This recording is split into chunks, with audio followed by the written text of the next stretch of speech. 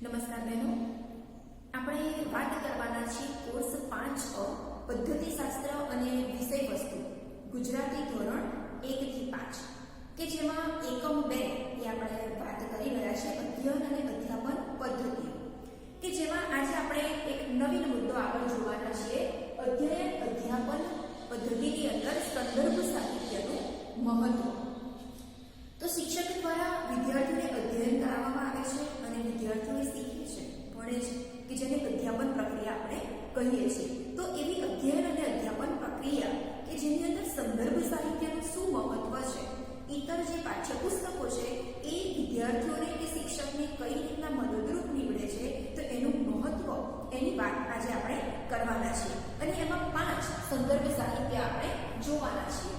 પહેલું છે શિક્ષક નિદર્શિની, બીજું છે શબ્દકોશ, ત્રીજું છે વિશ્વકોશ, ચોથું છે સામયિકો અને પાંચમું છે સંદર્ભ ગ્રંથ।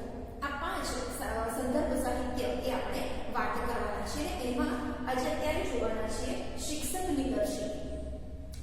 તો શિક્ષક નિદર્શિની એટલે કે શિક્ષકોને શિક્ષણ કાર્ય કરાવવા માટે એમને માર્ગદર્શન પૂરું પાડે, એમને ઉપયોગી નીવડે એવું તજજ્ઞ દ્વારા તૈયાર કરવામાં આવતું પુસ્તક કે જેને શિક્ષક નિદર્શિની કહેવામાં આવે છે।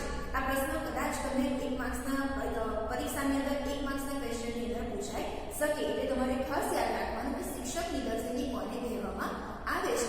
તો શિક્ષકને વર્ગખંડની અંદર શિક્ષણ કાર્યમાં ઉપયોગી નીવડે અને વધારાનું જે ભાથું પૂરું પાડે એની માટે જે પાઠ્યપુસ્તક જે પુસ્તક કે જે તજજ્ઞ દ્વારા તૈયાર કરવામાં આવ્યું છે તેને શિક્ષક નિદર્શિની કહેવામાં આવે છે। હવે શિક્ષક નિદર્શિની કે જેને બીજા જુદા જુદા નામે પણ ઓળખવામાં આવે છે, તો કયા નામ? તો અધ્યાપન પોથી, teachers handbook, teachers manual, teachers guide, શિક્ષકની પુસ્તિકા અને શિક્ષક આવૃત્તિ। એમાંથી આપણે શિક્ષક આવૃત્તિ એ નામે વધારે ઓળખીએ છીએ, શિક્ષક નિદર્શિની કે જેને શિક્ષક આવૃત્તિના નામે પણ ઓળખવામાં આવે છે। હવે 2 મુદ્દા આપણે જોવાના છીએ કે શિક્ષક નિદર્શિનીમાં સમાવિષ્ટ બાબતો અને શિક્ષક નિદર્શિનીનું મહત્વ।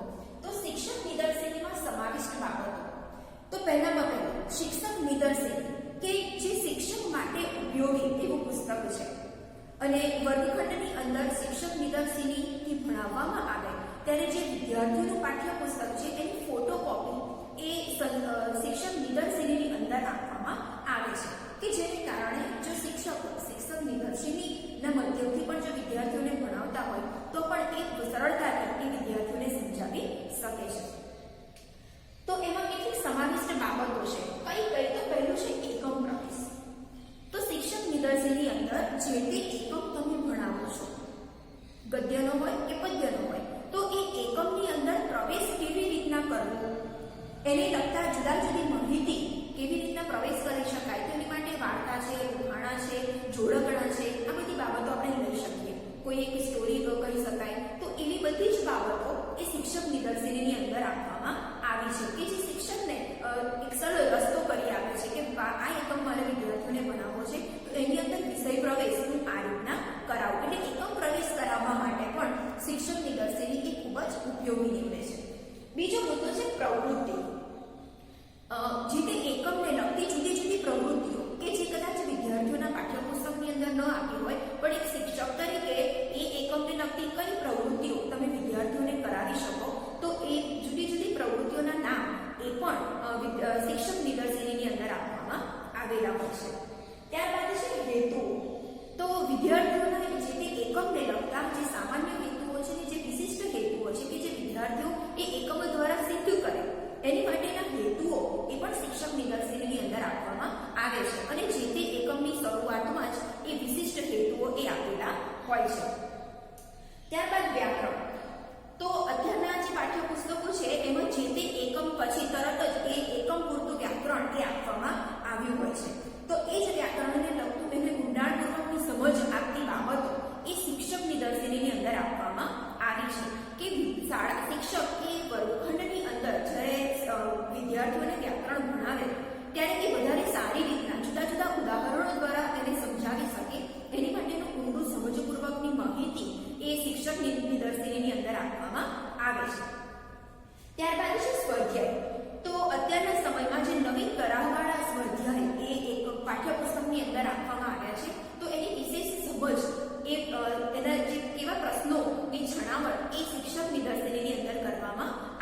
છે કે જ્યાં કદાચ શિક્ષક જો મૂંઝવાતો હોય તો શિક્ષક નિદર્શિની એ એને મદદરૂપ નીવડે છે કે વિદ્યાર્થીઓને એ સ્વાધ્યાય કેવી સારી રીતના એમને સમજ પડે એ રીતના કરાવી શકાય. ત્યારબાદ છે મૂલ્યાંકન. તો વિદ્યાર્થીઓને તમે જે એકમો શીખવાડ્યો છે એ એકમ એ કેટલી હદે સમજ્યા છે, એ જે હેતુઓ તમારે સિદ્ધ કરવાના છે એ હેતુ એમની અંદર સિદ્ધ થયા છે કે નહીં, એને માટે એમનું મૂલ્યાંકન કરવામાં આવે છે. તો એ મૂલ્યાંકન કરવા માટે શિક્ષક નિદર્શિનીની અંદર કેટલીક પ્રવૃત્તિઓ આપવામાં આવે છે, કેટલીક એસાઇનમેન્ટ આપવામાં આવે છે, કેટલાક પ્રોજેક્ટ્સના નામ લખેલા હોય છે કે જે તમે વિદ્યાર્થીઓને એ પ્રોજેક્ટ કરાવી શકો છો કે જેને કારણે વિદ્યાર્થીઓનું મૂલ્યાંકન કાર્ય સારી રીતના આપણે કરી શકીએ. તો આટલી બાબતો એ શિક્ષક નિદર્શિનીની અંદર એનો સમાવેશ કરવામાં આવતો હોય છે.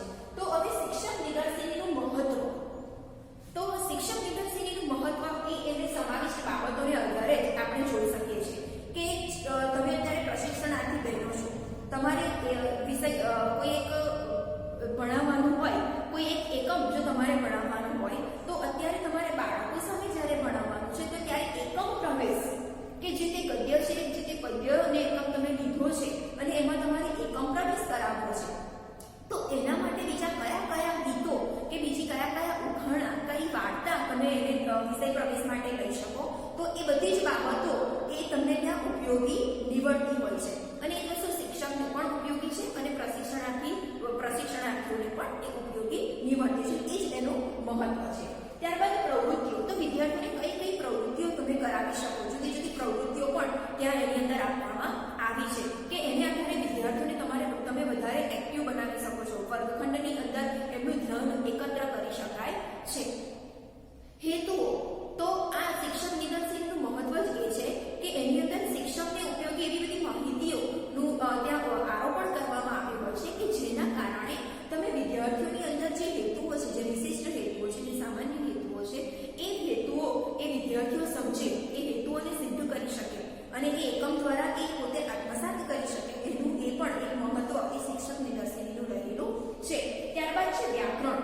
તો હમણાં વાત કરી એમ કે શિક્ષક એનું વ્યાકરણનું ઊંડી સમજ એ શિક્ષક નિદર્શનની અંદર આપવામાં આવેલી હોય છે કે જેના કારણે શિક્ષક તરીકે આપણે જ્યારે વિદ્યાર્થીઓને સમજાવવું હોય ત્યારે એને વધારે ઊંડાણપૂર્વક, વધારે સારી રીતના આપણે સમજાવી શકતા હોઈએ છીએ, કારણ કે એની અંદર જુદા જુદા ઉદાહરણો પણ આપવામાં આવેલા હોય છે. અને સ્વાધ્યાય અને મૂલ્યાંકન.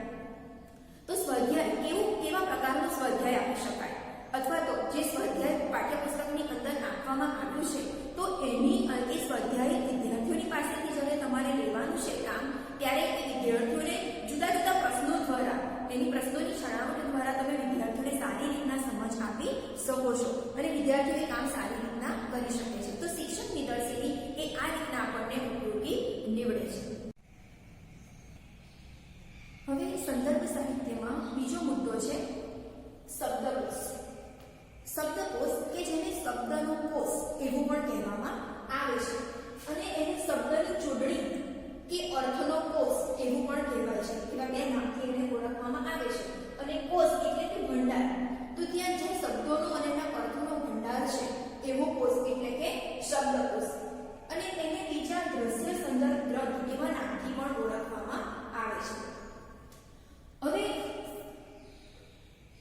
શબ્દકોશ કે જેની અંદર કઈ કઈ બાબતોનો સમાવેશ થાય છે, તો પહેલામાં પહેલું શબ્દની જોડણી આવે, વ્યુત્પત્તિ આવે, વ્યાકરણ હોય, લિંગ હોય, એનો અર્થ હોય, ઉચ્ચારણ હોય, રૂઢિપ્રયોગ હોય અને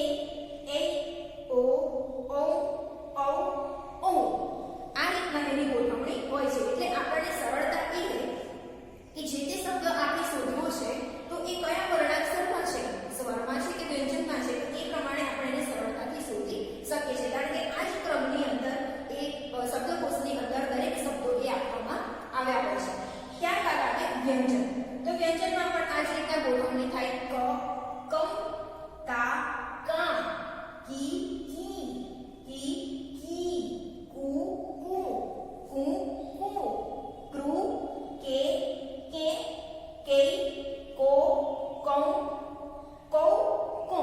આ રીતના એ શબ્દોની વર્ણોની ગોઠવણી કરવામાં આવી હોય છે. એટલે પહેલા સ્વરવાળા, ત્યારબાદ વ્યંજનવાળા અને એ પછી પણ ક સાથેના જે જોડાક્ષર આવે એ પ્રમાણેના શબ્દો ત્યાં મૂકવામાં આવે છે.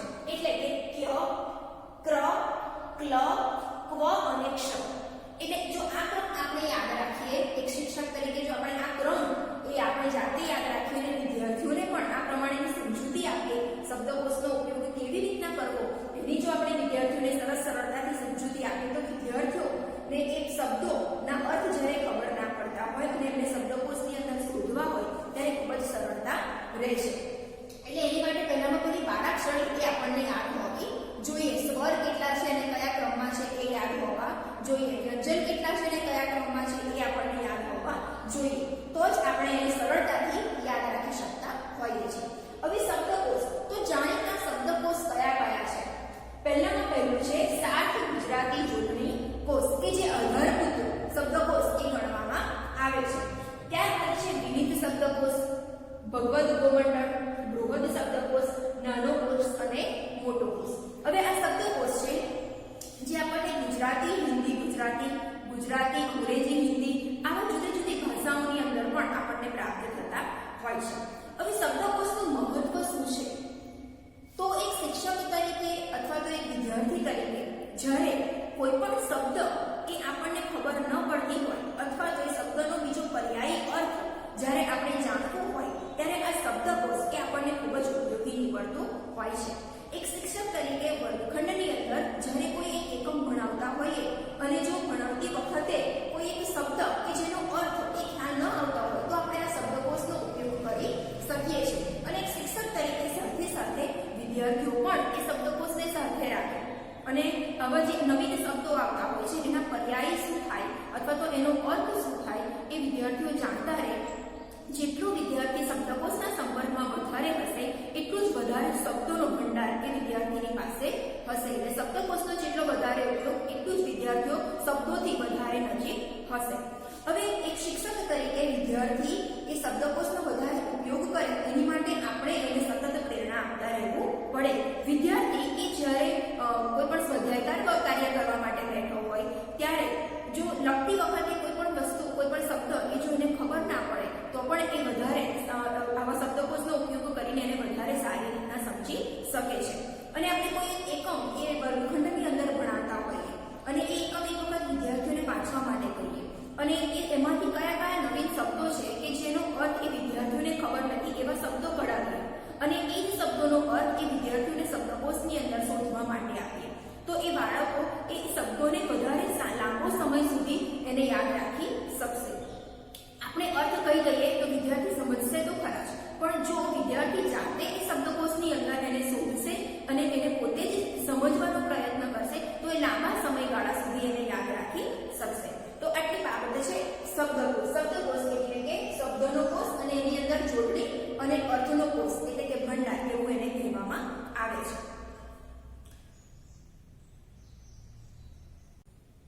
હવે ત્રીજો મુદ્દો છે વિશ્વકોશ. વિશ્વકોશ કે જેને સર્વ જ્ઞાન સંગ્રહ એવું પણ કહેવામાં આવે છે. સર્વ એટલે કે બધા જ પ્રકારના જ્ઞાનનો જ્યાં સંગ્રહ કરવામાં આવ્યો છે એને વિશ્વકોશ એવું કહેવામાં આવે છે. એને એન્સાઇક્લોપીડિયા એમ પણ કહેવાય છે. એટલે કે એન્સાઇક્લો સર્ક્યુલર એટલે કે કમ્પ્લીટ અને પીડિયા એટલે કે એજ્યુકેશન, જ્યાં કમ્પ્લીટ એજ્યુકેશન બધા જ વિષયોની માહિતી એ આપણને વિશ્વકોશની અંદર પ્રાપ્ત થતી હોય છે. હવે વિશ્વકોશની અંદર કઈ કઈ બાબતોનો સમાવેશ થાય છે? તો શબ્દો તો છે એના ઉપરાંત ચિત્રો, આકૃતિઓ, આલેખ, સારણી આ બધી જ બાબતોનો એની અંદર સમાવેશ થતો હોય છે. અને વિશ્વકોશની એક વ્યાખ્યા આપણે જોઈએ તો કહેવાય છે કે વિશ્વ ઉપર ફેલાયેલા જ્ઞાનના તમામ વિષયોની માહિતી આપતો ગ્રંથ એટલે કે વિશ્વકોશ. આ વિશ્વકોશની વ્યાખ્યા એ પણ તમારે ખાસ યાદ રાખવી રહી કે વિશ્વ ઉપર ફેલાયેલા જ્ઞાનના તમામ વિષયોની માહિતી આપતો ગ્રંથ એટલે કે વિશ્વકોશ. કોઈ એક ચોક્કસ વિષયની જ નહીં પરંતુ તમામ પ્રકારના વિષયોની માહિતી એ આપણને વિશ્વકોશમાંથી મળી રહેશે. હવે જાણીતા એવા વિશ્વકોશના નામ કયા કયા છે? તો પહેલું છે ગુજરાતી વિશ્વકોશ, સાહિત્ય કોશ,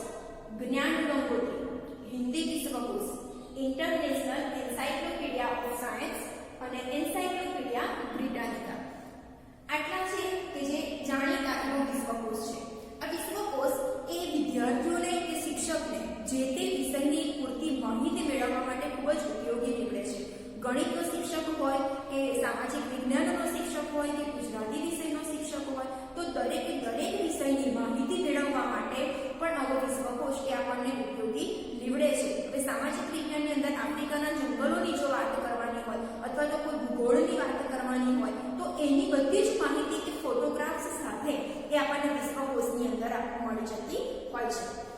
તો આટલી વાત થઈ વિશ્વકોશની. હવે તમારે સ્વાધ્યાય કાર્યની અંદર 3 બાબતોની ટૂંક નોંધ લખવાની રહેશે. એક શિક્ષક નિદર્શિની, બીજું છે શબ્દકોશ અને ત્રીજું છે વિશ્વકોશ. Thank you.